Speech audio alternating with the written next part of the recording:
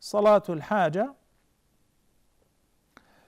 And there is a hadith which is narrated by Abdullah ibn Awfa that the Prophet ﷺ said in this hadith, if one is in need for anything, let him pray, let him make perfect wudu and pray 2 rak'ahs, then praise Allah the Almighty and send the peace and the blessings upon the Prophet ﷺ, then say this dua, La ilaha illallah al-halim al-kareem, Subhanallah Rabbil Arsh al-Azim, etc.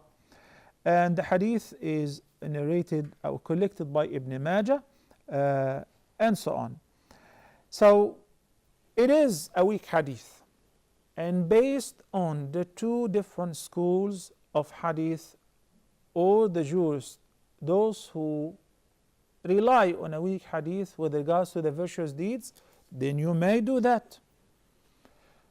There are some scholars who would not consider a weak hadith in establishing in any act of worship. What is the alternative? The alternative, we have a sound hadith which says that the Prophet ﷺ كان إذا حزبه أمر فزع إلى الصلاة. If anything would worry the Prophet ﷺ, if he was in need for anything, rather right away he would start the prayer, communicate with Allah subhanahu wa ta'ala and ask from him.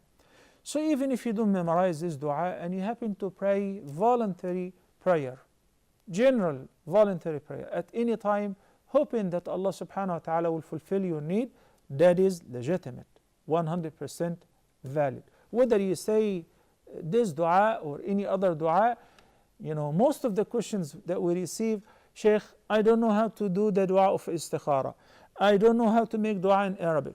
But meanwhile, people would come and say, I want to do Salatul Haja, and they know the dua for it. Simply pray any 2 rak'ahs, voluntary prayer, and ask Allah in your prostration, in your sujood, and after you finish your tashahhud and before making taslim, increase dua while in sujood and ask Allah the Almighty to fulfill your need.